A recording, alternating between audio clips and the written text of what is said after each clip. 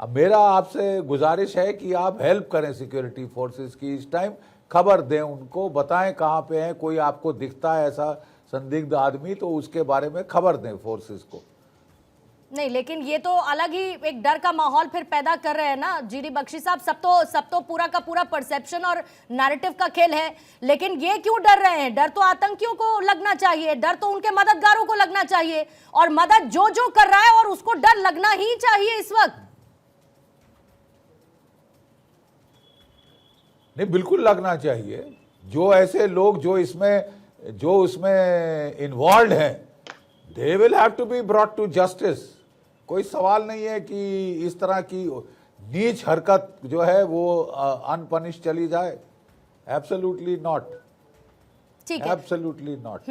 कौशल कांत साहब, one size fits all, Mehbooba Mufti कह रही हैं कि जांच के नाम पर किसी को भी उठा लेंगे क्या? किसी पर भी आप शक के आधार पर कार्रवाई करने लगेंगे क्या? और ऐसा कश्मीरियों के मन में डर फैलाने के लिए सरकार कर रही है, जांच एजेंसीज कर रही हैं, सुरक्षा बल कर रहे हैं।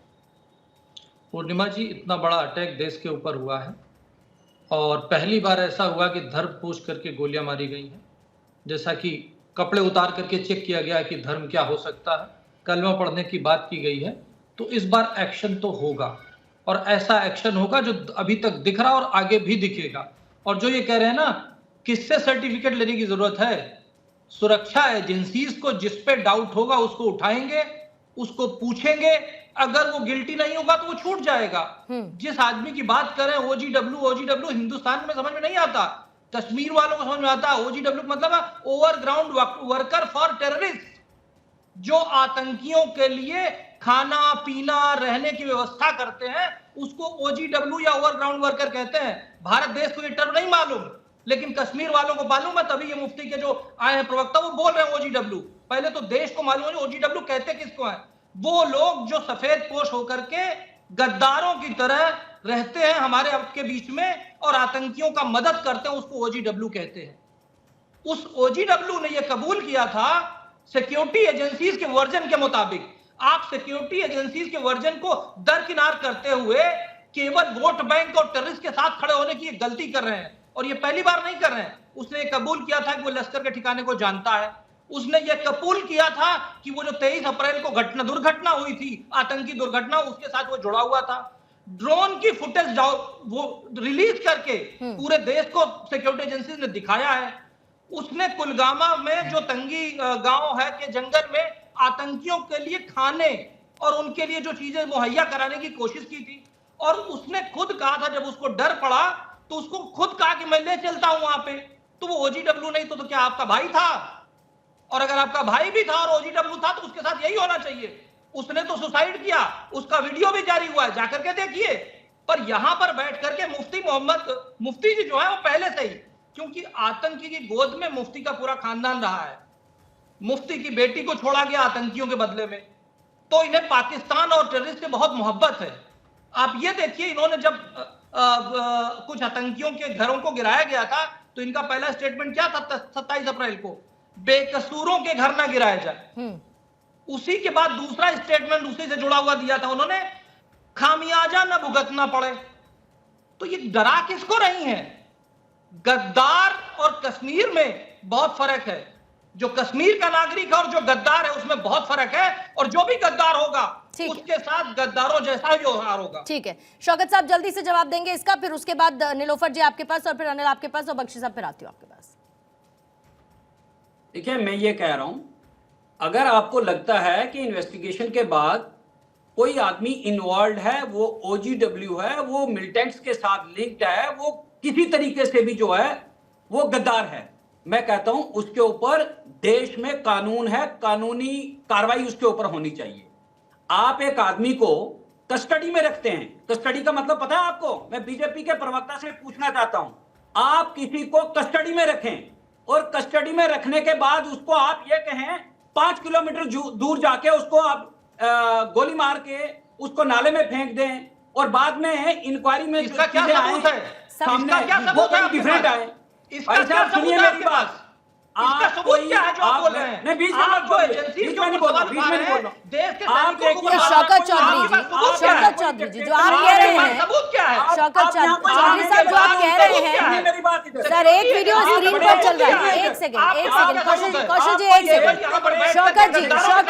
शौकत जी एक वीडियो स्क्रीन पर चल रहा है, एक वीडियो स्क्रीन पर चल रहा है, शौकत जी एक वीडियो स्क्रीन पर चल रहा है, दे दीजिए दूसरा वीडियो जो आपकी कही हुई बातों की तस्दीक करे, दे दीजिए वो वीडियो जो आपकी कही हुई बातों की तस्दीक करे, वरना सिर्फ बोलने के लिए मत बोलिए ना। करना चाहिए, सिक्योरिटी फोर्सेस को अपना काम करना चाहिए, सिक्योरिटी फोर्सेस अपना काम कर रही हैं, तभी आपके पेट में दर्द हो रहा है। तहत काम करना चाहिए। सिक्योरिटी फोर्सेस अपना काम कर रही हैं, इसलिए पीडीपी और मुफ्ती के पेट में दर्द हो रहा है, क्योंकि आतंकियों को तो पालते हैं आप। मुझे बताएं इस इंसिडेंट का असर आप पर बाद इस इंसिडेंट का असर पड़ता है, गद्दारों के साथ यही होगा, गद्दारों के साथ गद्दारों जैसा ही व्यवहार होगा, गद्दारों के साथ गद्दारों जैसा ही व्यवहार होगा। देश की सबसे बड़े गद्दार अगर कोई है, देश के लिए काम कर रहे हैं और आप उसके ऊपर डाउट कर रहे हैं, आपको शर्म नहीं आती है? आप किस तरह के राजनीतिक दल को प्रेजेंट कर रहे हैं? वो राजनीतिक दल जो देश के खिलाफ होता है, सेना के खिलाफ होता है, इस टेंशन भरे माहौल में, जबकि आज पाकिस्तान में वॉर की सिचुएशन बनी है, आप जिस तरह की बात कर रहे हैं, बीजेपी सबसे बड़ी गद्दार है। आपने तो सर्टिफिकेट दिया हुआ है, बीजेपी को सुधर जाना चाहिए, तो सर्टिफिकेट दिया हुआ है, जिस तरह से मुफ्ती काम कर रही है, जिस तरीके से पीडीपी पार्टी काम कर रही है, वो केवल आतंकियों के भाव को बढ़ा रही है, उनको अपना वोट बैंक बनाने की कोशिश कर रही है। नीलोफर जी आपको लाते हुए अब से कुछ दिन पहले फारूक अब्दुल्ला ने भी कहा कि बिना लोकल हेल्प के ये सब कुछ मुमकिन नहीं है। OGW की मौत के बाद महबूबा मुफ्ती कि ऐसा लगता है कि जैसे उनके ऊपर दुखों का पहाड़ टूट पड़ा है, और साथ ही महबूबा मुफ्ती ये भी कहती है कि ये सब कुछ क्यों हो रहा है, फारूक अब्दुल्ला ने जो कहा। अब फारूक अब्दुल्ला एक लाइन लेते हैं और आपके सांसद रहुल्ला मेहदी अलग लाइन लेते हैं, वो कहते हैं ये चिंता की बात है। मैं ये समझना चाहती हूं कि क्या करना होगा जांच एजेंसीज को। आप लोगों के आके पहले दस्तखत लेने होंगे कार्रवाई करने से पहले, फिर आप किसके साथ खड़े हुए दिखते हैं? आप जांच एजेंसीज के साथ खड़े हुए दिखते हैं, आप सरकार के साथ खड़े हुए दिखते हैं, या फिर उन लोगों के साथ खड़े हुए दिखते हैं जिन्होंने पहलगाम में आतंक का एक खेल खेला है? देखिए पूर्णिमा जी, पहलगाम में जो हमला हुआ, उस हमले के खिलाफ पूरे जम्मू कश्मीर की जो रियाया थी, यहाँ के लोग थे, चाहे वो किसी भी एसोसिएशन, फेडरेशन या किसी से भी ताल्लुक रखते थे, वो सड़कों पर आए, उन्होंने एहतिजाज किया और पहली बार वो मैस्यू तरीके से बाहर आए और उन्होंने इस आतंकवादी हमले के खिलाफ बोला और उसको कंडम्ड किया और दिल से कंडम किया। इतना ही नहीं बल्कि उनके बाजार भी बंद रहे, वो उन फैमिलीज के साथ बिल्कुल उनकी जो पीड़ा है वो समझ गए, क्योंकि वो खुद भी इस चीज का शिकार हो चुके हैं। अब रही बात जो ये रिसेंट इंसिडेंट हुआ है, हम सब कानून को मानते हैं, कोई कहता है कि ये सुसाइड है, कोई ये कहता है कि ये कस्टोडियल डेथ है, तो हमारा कानून ये कहता है, अगर आप पुराना 176 CRPC देखेंगे या आज का जो हमारा अमेंडेड BNSS है 196 सेक्शन उसका, उसमें कोई भी मौत अगर हो जाती है, इसमें तो कोई डिस्प्यूट नहीं है, इसको आर्मी ने लिया, सिक्योरिटी फोर्सेस के पास था, इट इज अनडिस्प्यूटेड। तो इसमें एक कस्टोडियल जो ये है इन्वेस्टिगेशन होना बहुत जरूरी है, जुडिशियल इन्वेस्टिगेशन होना बहुत जरूरी है एज पर द लॉ। तो वो लोग जो ये समझते हैं कि इसकी डेथ जो है सस्पिशियस सिचुएशंस में हुई है, वो दूध का दूध पानी का पानी हो जाएगा, अगर से सुसाइड भी किया है।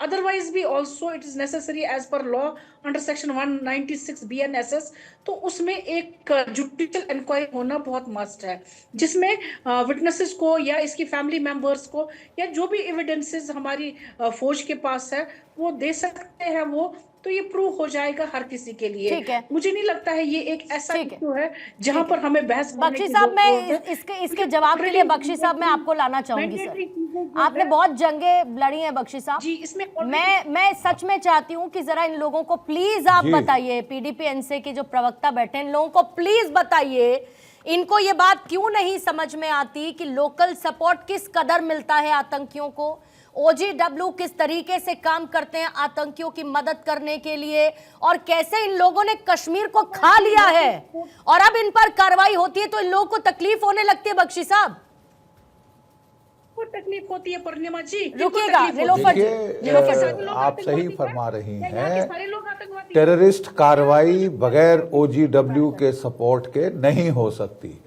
ये जो वारदात पहलगाम में हुई है, वहां से भी कम से कम 4 या 5 लोकल OGWs इन्वॉल्व थे। ये बहुत ही घृणित कार्रवाई है। आप खुद सब कंडेम कर रहे हैं कि ये जो है बहुत गलत हुआ है जो पहलगाम में, और फिर कहना कि साहब अब तहकीकात नहीं होनी चाहिए। ये तो गलत बात है, बिल्कुल सरासर गलत बात है। इतना नुकसान मुल्क का हुआ है तो तहकीकात होगी, शनाख्त होगी, कोने कोने पे छापे मारने पड़ेंगे ताकि ये जो ये रिंग है, जो ये गैंग बने हुए हैं, जो इस तरह की हरकतें सपोर्ट करते हैं, जिससे बाकी कश्मीर का नुकसान हो रहा है, पूरे जम्मू कश्मीर का नुकसान हो रहा है। वहां पे टूरिस्ट नहीं आने बंद हो जाएंगे। किसके पेट पे लात पड़ेगी? लात पड़ेगी आपके शिकारे वाले के पेट पे, आपके बेचारे घोड़े वाले के पेट पे, पोनी वाले के पेट पे, मजदूर के पेट पे। वो जो बेचारे जिनकी सारी साल वो वेट करते हैं कि टूरिस्ट आएंगे, यात्री आएंगे तो हम पैसा कमाएंगे साल भर का, वो उसके पेट पे लात मारी गई है। आप इसको इस नजरिए से देखिए तो आप समझ जाएंगे। लेकिन अगर कुछ लोग जो है वो पहले तो जब राज में राजपाट था उनके पास, तो वो पत्थरबाजों को पैसे दे रहे थे।